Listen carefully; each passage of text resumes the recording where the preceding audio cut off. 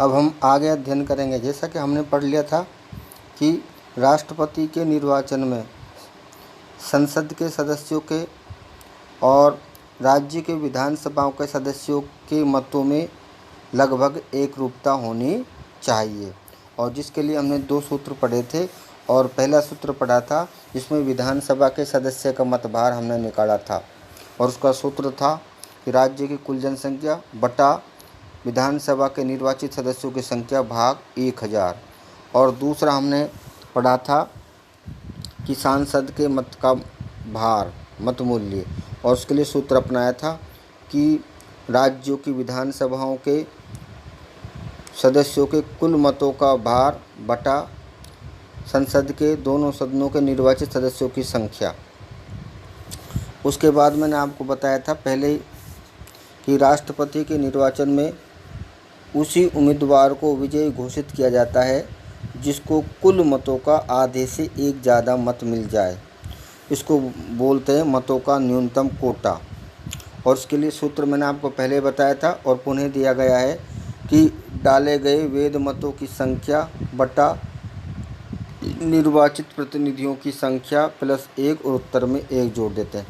अब डाले गए वैध मत वर्तमान समय में जितने भी, क्योंकि वर्तमान समय में ईवीएम इलेक्ट्रॉनिक वोटिंग मशीन के माध्यम से मत डाले जाते हैं, इसलिए सारे ही वैध होते हैं, इसलिए हम डाले गए कुल मतों की संख्या भी लिख सकते हैं। अब इसमें दे रखा है, मैंने आपको एकल संक्रमण पहले बताया था, उसको पुनः यहाँ पर रिपीट किया गया है।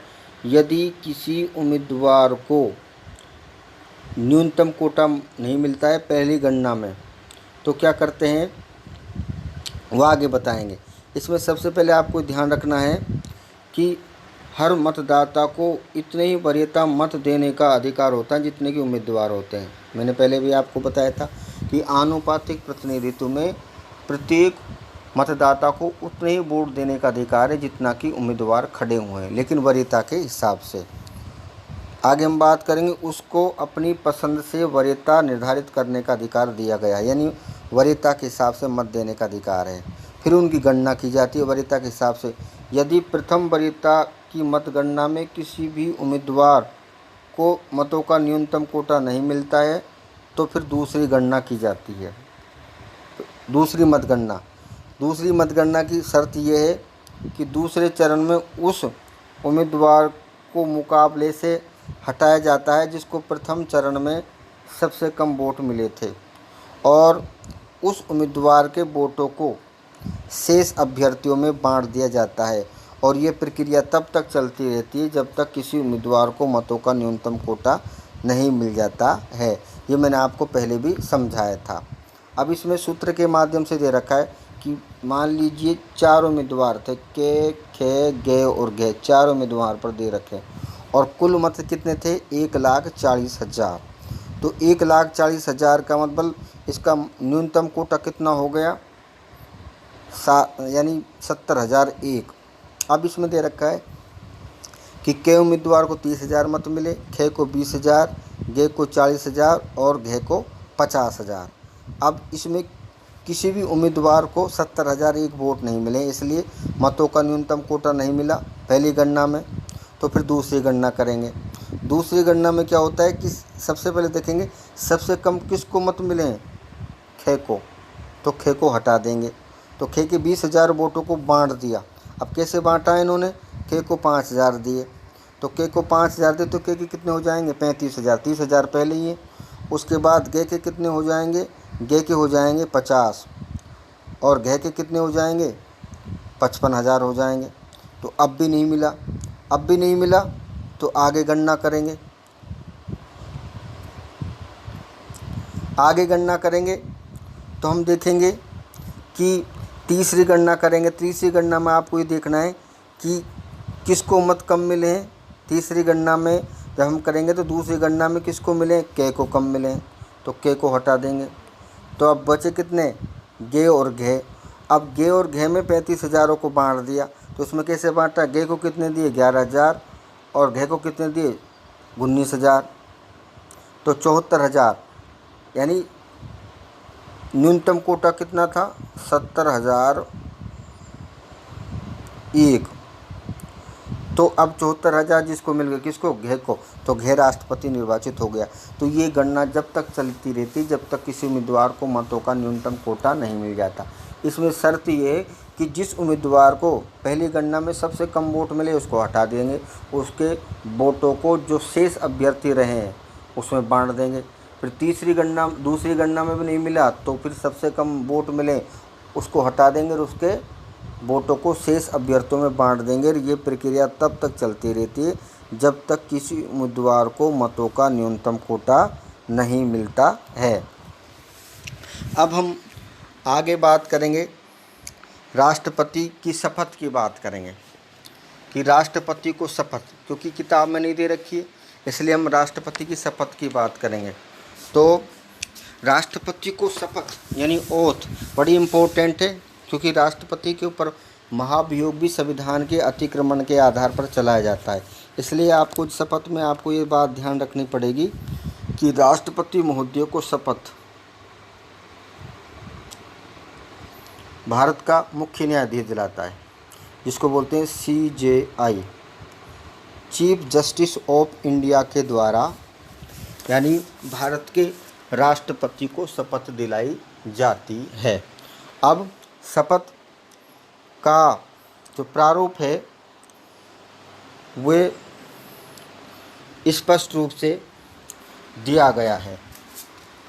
उसमें राष्ट्रपति भारत के संविधान की रक्षा की शपथ लेता है, ईश्वर को साक्षी मानकर कि जो भी राष्ट्रपति निर्वाचित हुआ कि मैं अमुक ईश्वर के नाम पर शपथ लेता हूँ कि मैं विधि द्वारा स्थापित भारत के संविधान की रक्षा करूँगा। तो ये भारत के राष्ट्रपति को शपथ सर्वोच्च न्यायालय का मुख्य न्यायाधीश दिलाता है। शपथ का बड़ा महत्वपूर्ण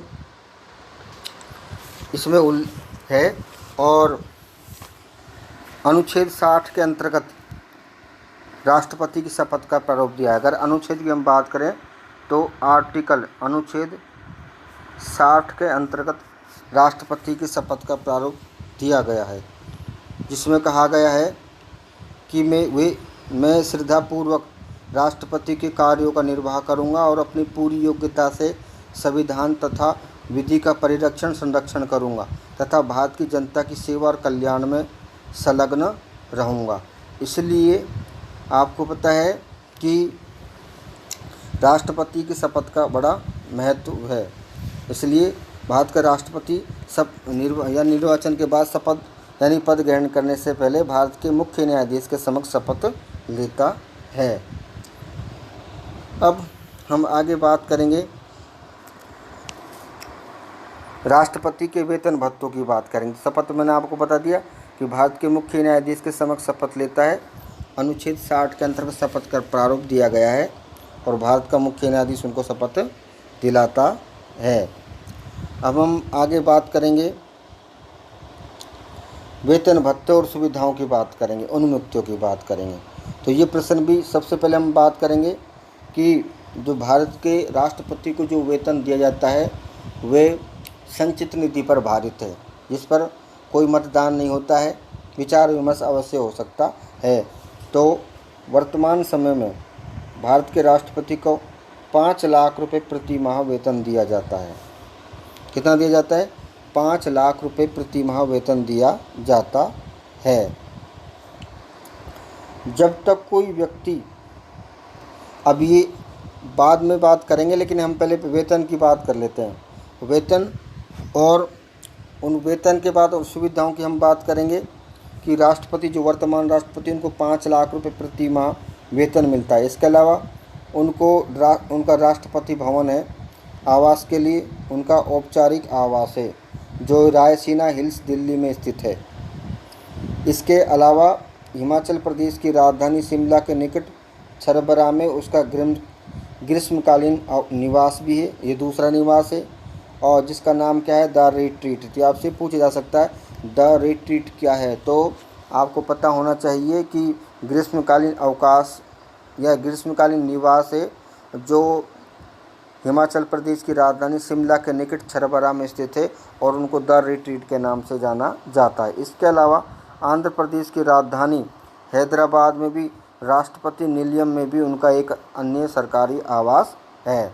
तो ये राष्ट्रपति की सुविधाएं हो गई। अब इसके अलावा हम बात करेंगे राष्ट्रपति, वर्तमान राष्ट्रपति की हम बात कर रहे हैं। तो राष्ट्रपति, वर्तमान राष्ट्रपति जो पद पर है उनको 5 लाख रुपये प्रति माह वेतन मिलता है। इसके अलावा उनका सरकारी आवास है जो राष्ट्रपति भवन है और जो रायसीना हिल्स दिल्ली में स्थित है। इसके अलावा उनका एक ग्रीष्मकालीन निवास भी है जो शिमला यानी हिमाचल प्रदेश की राजधानी शिमला के निकट छरबरा में है, जिसको द रिट्रीट के नाम से जाना जाता है। इसके अलावा आंध्र प्रदेश की राजधानी हैदराबाद में भी राष्ट्रपति निलयम के नाम से उनका अन्य सरकारी आवास है। अब हम बात करते हैं, ये तो वेतन भत्ते की बात हो गई। अब हम बात करते हैं विशेष अधिकारों की बात करते हैं। तो ये विशेष अधिकार भी बड़े इम्पोर्टेंट है कि इसमें 2 विशेष अधिकार की हम बात करेंगे। जब तक कोई व्यक्ति राष्ट्रपति के पद पर आसीन है तब तक उनके विरुद्ध किसी भी न्यायालय में दीवानी या फौजदारी मुकदमा नहीं चलाया जा सकता। पहली बात, अगर दीवानी और फौजदारी न्यायालय में उनके खिलाफ यानी आप कह सकते हो कि राष्ट्रपति के विरुद्ध ना तो दीवानी ना ही फौजदारी कार्रवाई की जा सकती है। हाँ, फौजदारी तो बिल्कुल नहीं की जा सकती। हाँ, दीवानी जरूर है कि 2 महीने के लिखित नोटिस देने के पश्चात राष्ट्रपति के विरुद्ध केवल दीवानी कार्रवाई की जा सकती है। केवल क्या की जा सकती है? दीवानी कार्रवाई। इसके अलावा जब तक कोई व्यक्ति राष्ट्रपति के पद पर ना तो उसको गिरफ्तार किया जा सकता है और ना ही गिरफ्तारी वारंट जारी किया जा सकता है। तो ये राष्ट्रपति की उन्मुक्तियाँ हैं, राष्ट्रपति को छूट है। तो ये आपको बात समझ में आ गई होगी। अब हम बात करते हैं जब कोई व्यक्ति राष्ट्रपति के पद से सेवानिवृत्त हो जाता है तो उसको क्या क्या सुविधाएं मिल जाती हैं। तो हम बात करेंगे कि सेवानिवृत्त राष्ट्रपति को जो वेतन का आधी राशि पेंशन के रूप में मिलती है। यानी अगर राष्ट्रपति रिटायरमेंट हो जाते हैं, सेवानिवृत्त हो जाते हैं, उनको 2,50,000 रुपये प्रति माह पेंशन के रूप में मिलती है, प्रति माह पेंशन के रूप में। और दूसरी बात, एक बात तो ये हो गई। दूसरा, वो जब तक जिएंगे तब तक उनको आजीवन सरकारी आवास मिलेगा, सरकारी आवास। ये भूतपूर्व राष्ट्रपति को मिलता है, यानी वेतन की आधी धनराशि पेंशन के रूप में मिलती है। इसके अलावा जब कोई राष्ट्रपति सेवानिवृत्त हो जाता है और उनकी मृत्यु हो जाती है तो उनकी पत्नी को यानी 1,25,000 रुपये प्रति माह पेंशन मिलेगी, प्रति माह पेंशन।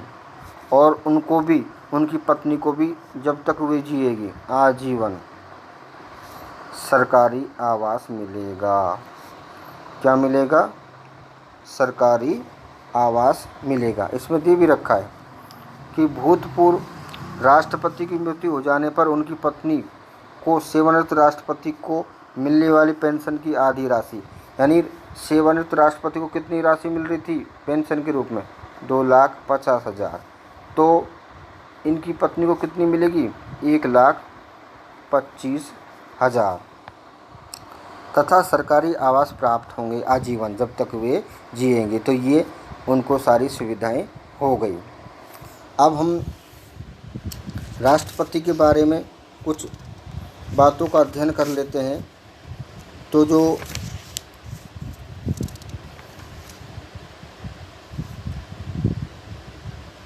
वर्तमान समय में राष्ट्रपति हैं श्री रामनाथ कोविंद, वे भारत के 14वें राष्ट्रपति हैं, 14वें राष्ट्रपति हैं व्यक्ति के तौर पर, क्योंकि डॉक्टर राजेंद्र प्रसाद 2 बार निर्वाचित हुए।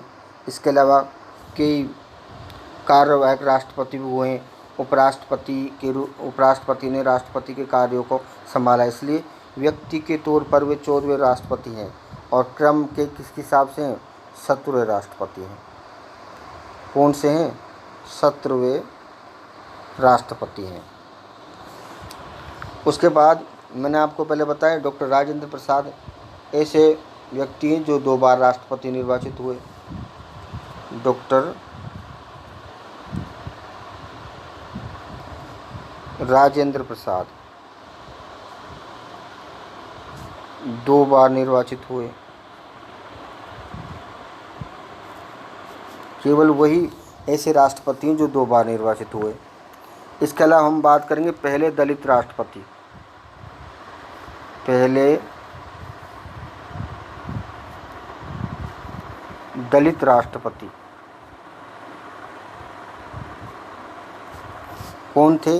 पहले दलित राष्ट्रपति थे KR नारायण। KR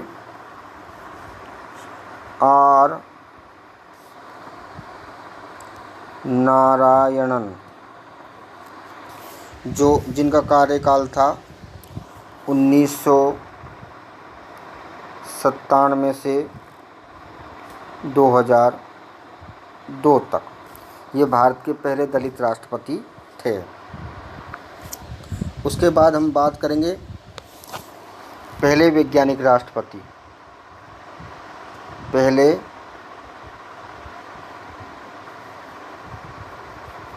वैज्ञानिक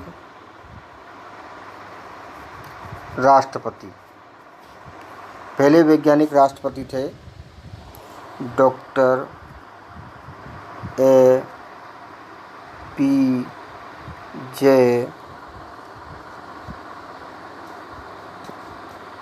अब्दुल कलाम, जिनको मिसाइल मैन के नाम से भी जाना जाता है, और इनका कार्यकाल था 2002 से 2007 तक।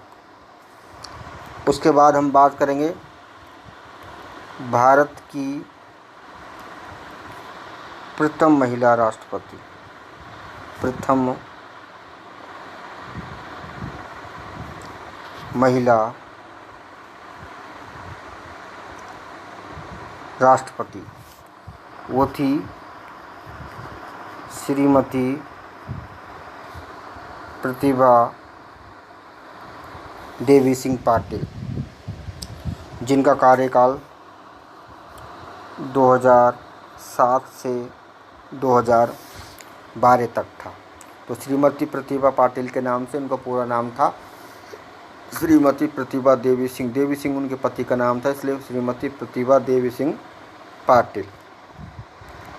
इसके अलावा एक और इम्पोर्टेंट प्रश्न है कि भारत के ऐसे राष्ट्रपति, भारत के निर्विरोध राष्ट्रपति, भारत के निर्विरोध राष्ट्रपति, ये जीके का प्रश्न है, कई बार प्रतियोगी परीक्षाओं में पूछा जाता है। तो ये थे नीलम संजीव रेड्डी। कौन थे? नीलम संजीव रेड्डी। ये निर्विरोध राष्ट्रपति चुने गए थे, जिनका कार्यकाल था 1977 से 1982 तक। इसके अलावा एक बात और है कि भारत के ऐसे राष्ट्रपति जो द्वितीय वरीयता, सेकंड वरीयता यानी दूसरी गणना के आधार पर निर्वाचित हुए, उनका नाम था Shri V Giri. Shri V Giri, Shri V Giri. तो इनका कार्यकाल रहा 1969 से 1974, 1969 से 1974। तो ये राष्ट्रपति के संदर्भ में कुछ फैक्ट थे जिनका हमने अध्ययन कर लिया। अब हम राष्ट्रपति की शक्तियों का अध्ययन करेंगे। तो राष्ट्रपति की शक्तियाँ, क्योंकि राष्ट्रपति संवैधानिक प्रमुख होता है और वह राष्ट्र के अध्यक्ष के रूप में भी काम करता है, राष्ट्राध्यक्ष होता है, और इसलिए राष्ट्रपति को व्यापक शक्तियाँ प्राप्त है। और राष्ट्रपति की शक्तियों को 2 भागों में बांटते हैं। कितने भागों में बांटते हैं? 2 भागों में बांटते हैं, जो स्पष्ट दे रखी है। एक तो सामान्यकालीन शक्तियाँ। कौन सी शक्तियाँ दे रखी है? सामान्यकालीन शक्तियाँ। और दूसरी कौन सी है? आपातकालीन या संकटकालीन शक्तियाँ। तो राष्ट्रपति की शक्तियों को 2 भागों में बांटा जा सकता है, सामान्यकालीन या संकटकालीन, सामान्यकालीन तथा संकटकालीन या आपातकालीन शक्तियाँ। अब सामान्यकालीन शक्तियों को भी कई भागों में बांटा जाता है। इसमें सामान्यकालीन यानी 2 हो गई, सामान्यकालीन शक्तियाँ, और दूसरी है संकटकालीन शक्तियाँ। अब सामान्यकालीन शक्तियों को भी कई भागों में बांटेंगे, क्योंकि भारत का राष्ट्रपति है जो राष्ट्राध्यक्ष के रूप में काम करता है, और अनुच्छेद 53 के अंतर्गत कहा गया था कि भारतीय संघ की समस्त कार्यपालिका शक्तियाँ राष्ट्रपति में निहित है, और राष्ट्रपति इन शक्तियों का प्रयोग स्वयं अपना या अपने अधीनस्थ अधिकारियों के माध्यम से करता है। इसलिए राष्ट्रपति को व्यापक शक्तियाँ दायित्व सौंपे गए हैं, जिनको हम निम्नांकित बिंदुओं के माध्यम से अध्ययन करेंगे। तो सबसे पहले हम बात करेंगे कार्यपालिका शक्तियों में। सामान्यकालीन में पहले कार्यपालिका शक्ति। तो कार्यपालिका शक्ति अनुच्छेद 73 के अंतर्गत प्रावधान किया गया है। किसके अंतर्गत प्रावधान किया गया है? 73 के अंतर्गत प्रावधान किया गया है कि राष्ट्रपति उन विषयों पर अपनी शक्तियों का प्रयोग करेगा। किन विषयों पर? उन विषयों पर करेगा, उन सब्जेक्टों पर करेगा जिन पर कानून बनाने का अधिकार किसको प्राप्त है? संसद को प्राप्त है। अब इसमें कौन कौन सी आती है? सबसे पहले आती है महत्वपूर्ण नियुक्तियाँ। सबसे पहले कौन सी आएगी? महत्वपूर्ण नियुक्तियाँ। कार्यपालिका शक्तियों में सबसे पहले आती है महत्वपूर्ण नियुक्तियाँ। जैसा कि बताया है कि राष्ट्रपति भारत की कार्यपालिका का संवैधानिक प्रमुख होता है, इसलिए संघ का शासन राष्ट्रपति के नाम से किया जाता है, और वह प्रधानमंत्री, मंत्रिपरिषद के अन्य सदस्यों, भारत के महान्यायवादी, विदेशों में राजदूतों और राज्यों में राज्यपाल नियुक्त करता है। इसके अलावा राष्ट्रपति भारत के सर्वोच्च न्यायालय एवं उच्च न्यायालय, सर्वोच्च न्यायालय, उच्च न्यायालय, मुख्य न्यायाधीश, अन्य न्यायाधीशों की नियुक्ति करता है। और संघ के स्तर पर प्रमुख आयोग जैसे संघ लोक सेवा आयोग, निर्वाचन आयोग, वित्त आयोग आदि के अध्यक्षों और सदस्यों को भी नियुक्त करता है। तो ये महत्वपूर्ण नियुक्तियों का जो अधिकार है वह राष्ट्रपति को दिया गया है।